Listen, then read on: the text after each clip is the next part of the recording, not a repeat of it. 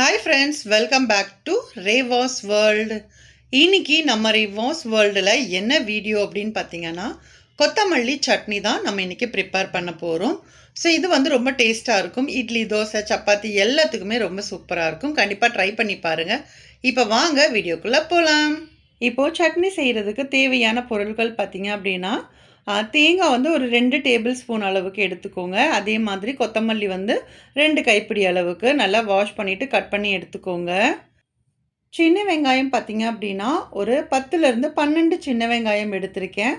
பச்சை மிளகா ஒரு 3 பச்சை மிளகா, ஒரே ஒரு சின்ன துண்டு இஞ்சி, அப்புறம் பூண்டு ஒரு 4, 5 பல்லு பூண்டு, கொஞ்சமாக புளி, ஒரே ஒரு தக்காளி, அப்புறம் 2 வரமிளகா, 1 டீஸ்பூன் அளவுக்கு கடலைப்பருப்பு, 1 டீஸ்பூன் வந்து உளுத்தம்பருப்பு எடுத்துக்கிறேன். நான் இன்றைக்கி கருப்பு உளுந்து வந்து எடுத்துருந்தேன். நீங்கள் வெள்ளை உளுந்து எடுக்கிறதா இருந்தால் தாராளமாக எடுத்துக்கோங்க.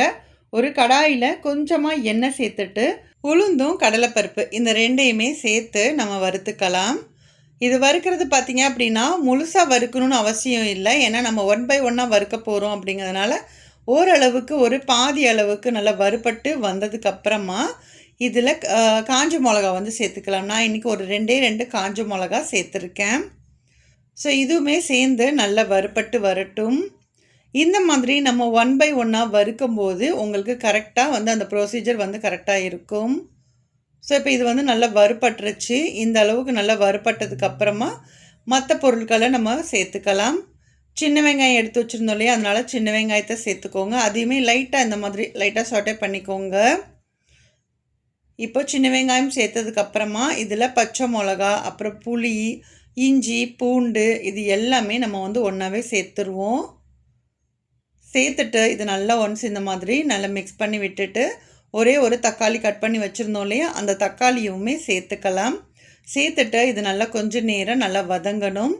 ஏன்னா இது வந்து நீங்கள் வதங்கிறதுக்கு உங்களுக்கு உப்பு வேணும் அப்படின்னா கூட நீங்கள் உப்பு சேர்த்துக்கலாம். இப்போ இதில் ஒரு 1/4 டீஸ்பூன் அளவுக்கு மஞ்சள் தூள் வந்து சேர்த்துக்கிட்டேன். சேர்த்துட்டு கொஞ்சமாக வந்து உப்பு சேர்த்துருக்கேன் பாருங்கள். இந்த மாதிரி உப்பு சேர்த்துட்டு கொஞ்சம் நேரம் வதக்குனீங்க அப்படின்னா அது வந்து கொஞ்சம் சீக்கிரமாக வதங்கும். அதுக்காக தான். ஸோ இது வந்து கொஞ்சம் நேரம் நல்லா வதங்கி வர டைமில் இதில் நான் தேங்காய் வந்து சேர்த்துக்கிறேன். நீங்கள் முடிஞ்சால் துருவன தேங்காவாக சேர்த்துக்கோங்க, இன்னுமே நல்லாயிருக்கும். நான் இன்றைக்கி கட் பண்ண தேங்காய் அப்படிங்கிறதுனால நான் இதை வந்து முதல்ல சேர்த்துக்கிட்டேன். கொஞ்சம் நேரம் லைட்டாக வதங்கினதுக்கப்புறமா ஆல்ரெடி கட் பண்ணி வாஷ் பண்ணி வச்சுருக்கிற கொத்தமல்லி இலையை வந்து சேர்த்துக்கலாம். சேர்த்துட்டு நல்லா ஒன்ஸ் மிக்ஸ் பண்ணி விடுங்க. இது வந்து ரொம்ப நேரம் நமக்கு வேகணும் அப்படிங்கிற அவசியம் எல்லாம் கிடையாது. அதனால் சும்மா இந்த மாதிரி கொஞ்சம் நேரம் மிக்ஸ் பண்ணி விட்டுட்டு நீங்கள் அடுப்பை ஆஃப் பண்ணிவிட்டு அந்த சூட்லேயே நீங்கள் கொஞ்சம் மிக்ஸ் பண்ணிங்க அப்படின்னாலே போதுமானதாக இருக்கும். ஸோ அவ்வளோதான். இந்த மாதிரி நல்லா மிக்ஸ் பண்ணி விட்டுருங்க.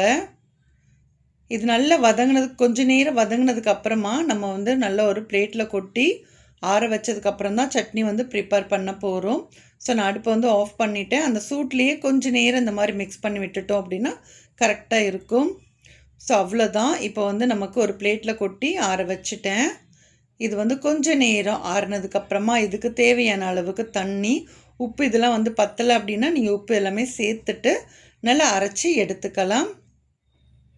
இப்போது சட்னி வந்து தாளிக்கிறதுக்கு பார்த்திங்கன்னா ஒரு கடாயில் கொஞ்சமாக எண்ணெய் சேர்த்துக்கோங்க. எண்ணெய் கொஞ்சம் சூடானதுக்கப்புறமா இதில் கடுகு, அப்புறம் உளுத்தம்பருப்பு இந்த ரெண்டுமே சேர்ந்து நல்லா பொரிஞ்சு வரட்டும்.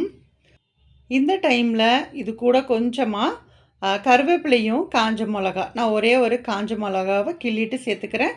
ஒரு கொத்து கருவேப்பிலை இது எல்லாமே சேர்ந்து நல்லா வெடித்து வரும்போது ஆல்ரெடி நம்ம அரைச்சி எடுத்து வச்சுருக்கிற சட்னியில் தாளிப்பை சேர்த்துட்டோம் அப்படின்னா சூப்பரான டேஸ்டான கொத்தமல்லி சட்னி வந்து ரெடி. நல்லா ஹோட்டல் ஸ்டைலில் உங்களுக்கு இந்த சட்னி இருக்கும். கண்டிப்பாக நீங்கள் ட்ரை பண்ணி பாருங்கள். ட்ரை பண்ணி பார்த்துட்டு உங்களோட ஃபீட்பேக்ஸை கண்டிப்பாக என் கூட ஷேர் பண்ணுங்கள். இந்த வீடியோ உங்களுக்கு பிடிச்சிருக்கும் அப்படின்னு நினைக்கிறேன். வீடியோ பிடிச்சிருந்தா வீடியோக்கு ஒரு லைக் கொடுங்க. அதே மாதிரி நம்மளோட ரேவாஸ் வேர்ல்ட் சேனலை சப்ஸ்கிரைப் பண்ணலைன்னா சப்ஸ்கிரைப் பண்ணிவிட்டு சப்போர்ட் பண்ணுங்கள். தேங்க்யூ.